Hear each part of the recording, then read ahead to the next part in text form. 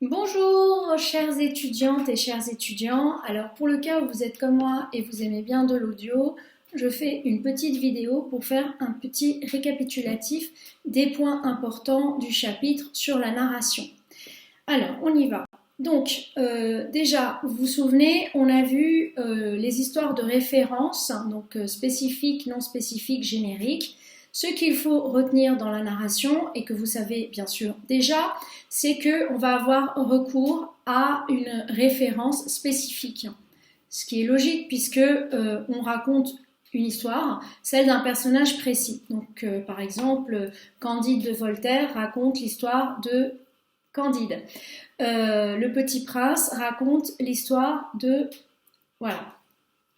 Alors, autre chose, l'énonciateur. L'énonciateur, c'est-à-dire la personne qui parle. Donc, vous savez qu'il y a toujours dans la narration, comme son nom l'indique, un ou une narratrice. Hein.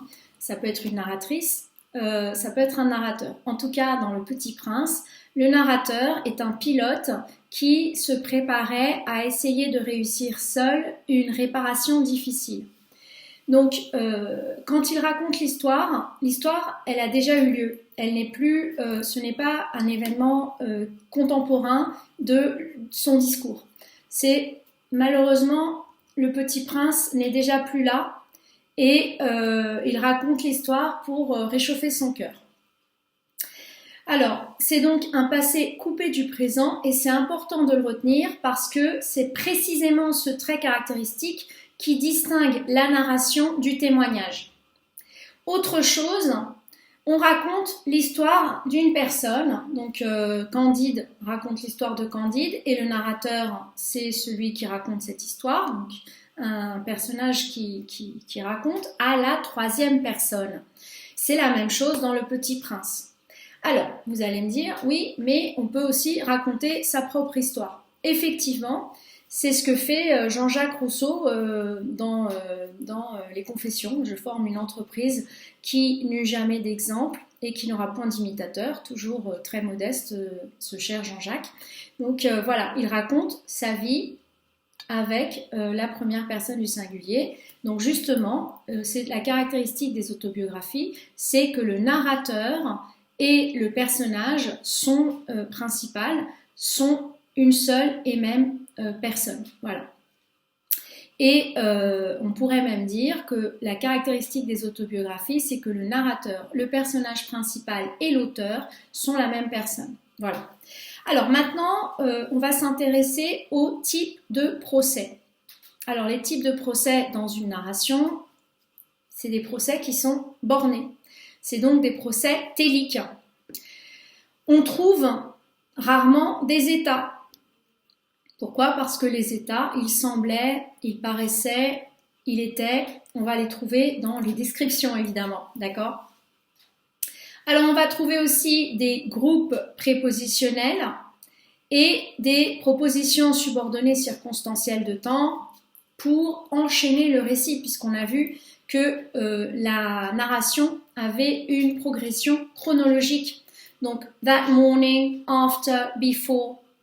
Alors, quel est le but de ces propositions subordonnées circonstancielles de temps ? Eh bien, c'est de situer l'action et de la hiérarchiser. D'accord ? Voilà. Donc, grâce à ces trois critères, très simples, je vous ai dit que nous, en sciences, on classe. Et pour classer, il nous faut des critères. Donc, quels sont les critères ? La référence, qui dans une narration est spécifique. L'énonciateur, qui n'est pas présent au moment des événements et qui raconte à la troisième personne. Et des procès téliques. Et on va trouver des groupes prépositionnels et des propositions subordonnées. Voilà en gros le contenu du cours. Vous voyez, il n'y avait rien de sorcier et j'imagine que vous avez déjà tout compris et que vous n'aviez absolument pas besoin que je fasse cette vidéo. Alors, la narration est au passé, donc il faut bien connaître les temps du passé. Donc le temps par excellence, c'est le prétérit simple. On parle de l'événement dans son intégralité dans ce cas-là.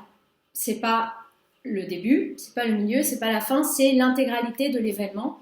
Mais vous pouvez aussi avoir le plus perfect, qu'il s'agisse de sa version simple, avec have, en, donc la forme qu'on appelle have plus en, ou de sa version en ing.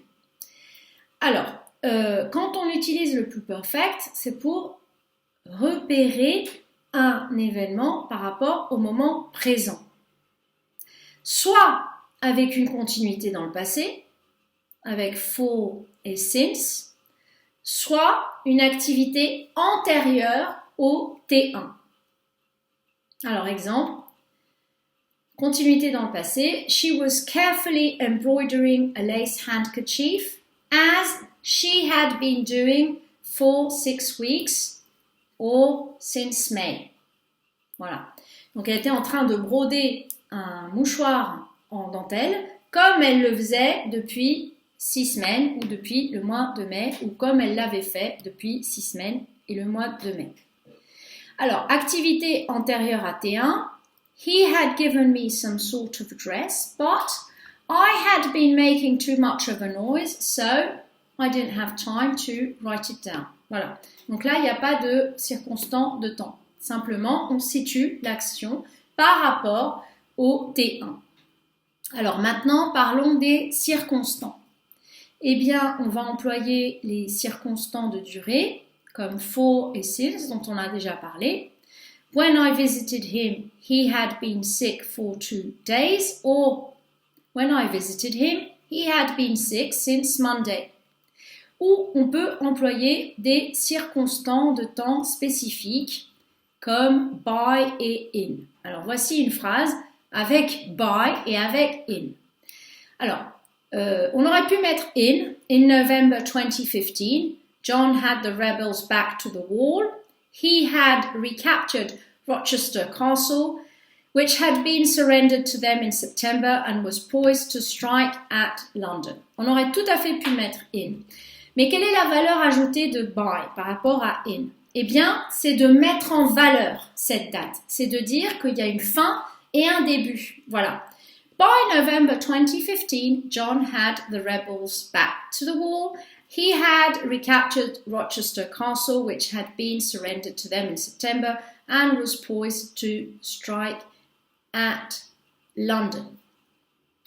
Voilà. Alors, quel est le conseil?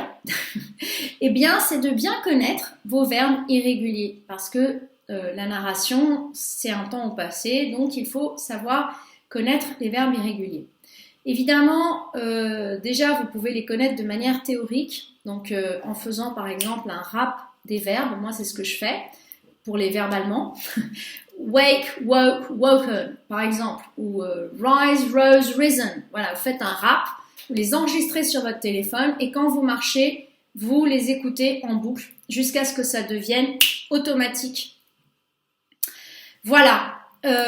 Donc là aujourd'hui on a fait un focus sur la narration. Vous voyez que c'était pas sorcier ce que je vous ai dit. Vous l'avez certainement déjà lu dans la brochure, mais voilà, comme ça vous êtes sûr de ce qu'il fallait savoir.